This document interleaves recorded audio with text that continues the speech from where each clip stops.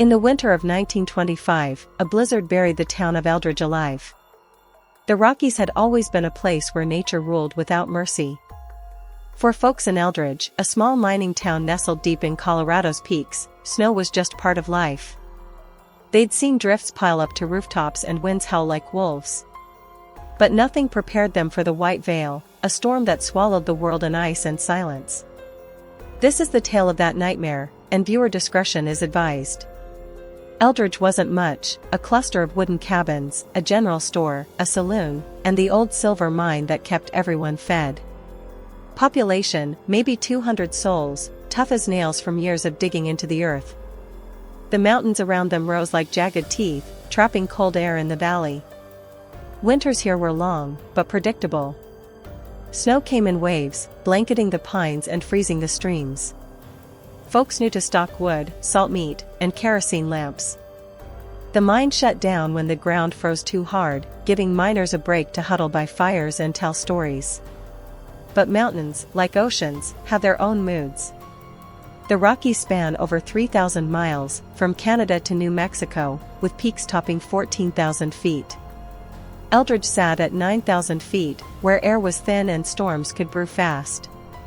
Similar to how lakes hold heat, these high valleys trapped moisture from Pacific winds, creating what locals called mountain effect snow. Cold fronts from the north would clash with warm air rising from the south, dumping feet of powder in hours. Predicting it? Tricky. In 1925, the U.S. Weather Bureau relied on telegraphs from distant stations, hand-sketched maps, and gut feelings. No radars, no satellites, just flags hoisted on poles to warn of gales. November that year started mild. Leaves had fallen late, and the first frost teased but didn't bite. On November 5th, the train from Denver chugged into Eldridge with supplies, flour, tools, and mail. Among the passengers was Clara Hayes, a young widow heading to visit her brother, the town's doctor. She brought her 10-year-old son, Tommy, wide-eyed at the snow-capped peaks. "It's like a fairy tale," he said, pressing his nose to the window. Clara smiled, but inside, she felt uneasy. Rumors in Denver spoke of odd weather patterns, birds flying south too early, skies turning bruised without rain. The town's sheriff, Elias Grant, met them at the station. A burly man with a scar across his cheek from a mine collapse, he tipped his hat. "Welcome to Eldridge. Storms brewing, but nothing we can't handle." The Weather Bureau's report that day predicted light flurries, winds moderate. No red flags flew. Miners like old Jeb Harlan shrugged it off, loading their carts for one last haul before winter locked them in. Jeb, 55 and grizzled, had worked the Silver Queen mine for decades. Legends said the mine held more than ore, whispers of ancient curses from native tribes who'd called the valley sacred. Jeb laughed at such talk, but he always carried a silver cross in his pocket. As night fell, the air grew crisp. Families gathered for supper, lanterns flickering. Clara and Tommy settled into her brother's cabin, a sturdy log home with a stone hearth. Dr. Harlan Hayes, no relation to Jeb, poured hot cider. Town's quiet this time of year. Mine slowing, folks resting. But outside, winds whispered secrets. Far north, a polar vortex dipped low, sucking in moist air from the Gulf. It collided over the Rockies, spinning into a monster. By dawn on November 6th, flurries turned to sheets of white. At first, it was beautiful. Snow blanketed roofs like frosting, muffling sounds. Kids like Tommy built forts. But by noon, winds whipped up to 40 miles per hour, driving snow sideways. Visibility dropped to arm's length. Elias hoisted a warning flag at the town hall, a red square with black center, signaling gales. "Batten down," he shouted door to door. Folks barred windows, stoked fires. In the saloon, miners swapped bets on how deep it'd get. Jeb nursed a whiskey. Seen worse in '98. Town flooded with melt come spring. Clara peered out the window, heart racing. The snow wasn't stopping, it piled higher, drifts swallowing fences. Temperatures plunged to zero. By evening, gusts hit 60 miles per hour, howling like banshees. Power lines snapped under ice weight, plunging Eldridge into dark. Lanterns became lifelines. In the Hayes cabin, they huddled by the fire. Tommy shivered. "Mom, it's like the mountain's angry." Clara hugged him tight. Her brother checked his medical kit. "We'll ride it out. Storms pass." But this one didn't. Overnight, the storm intensified. Two low-pressure systems merged, one from the Arctic, another racing up from Mexico. Wind screamed at 80 miles per hour, hurricane force in the peaks. Snow fell at 3 inches per hour, burying doors.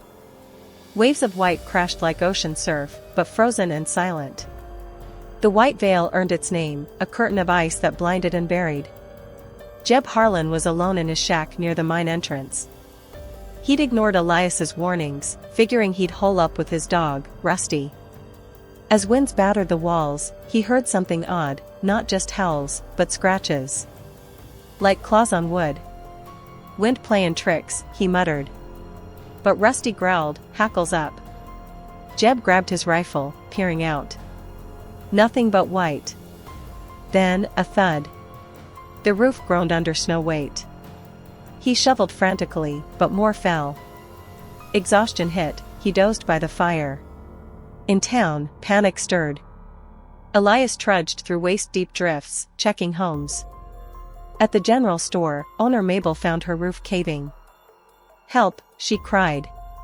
Elias and 2 miners reinforced it with beams, but the storm laughed. Back at the Hayes place, Clara woke to creaks. The roof. Dr. Hayes rushed upstairs, but snow had sealed the attic. Tommy whimpered.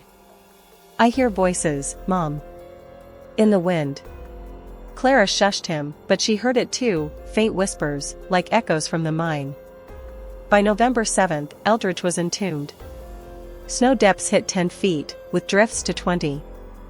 Houses vanished under white mounds. Folks tunneled between homes like moles. The Weather Bureau's telegraphs failed, lines down, no updates.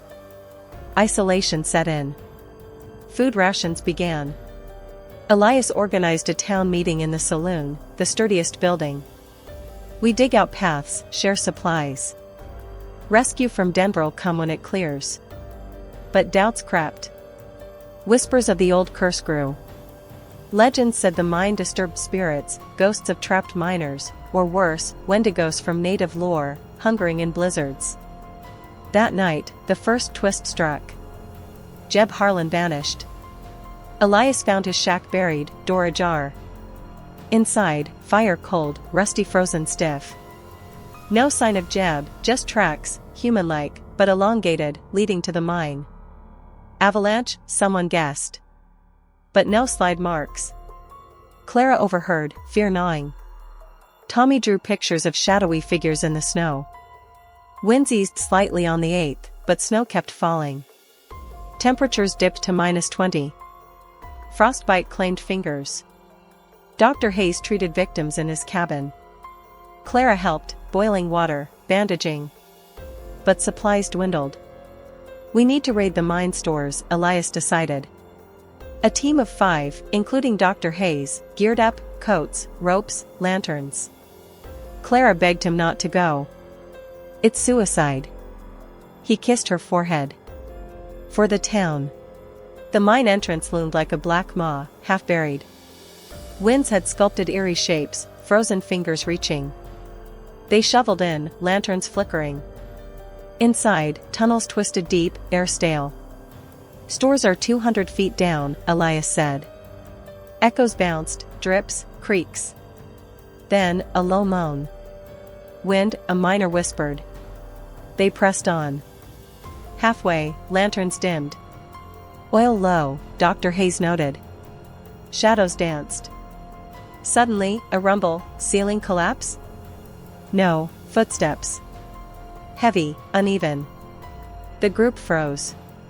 From a side tunnel, a figure emerged, Jeb Harlan. But wrong. Eyes glazed white, skin frost blue, lips cracked. "Help, hungry," he rasped. They rushed him, but he lunged, teeth bared like an animal. Chaos erupted. Jeb bit a miner's arm, drawing blood. Elias fired his pistol, boom echoing.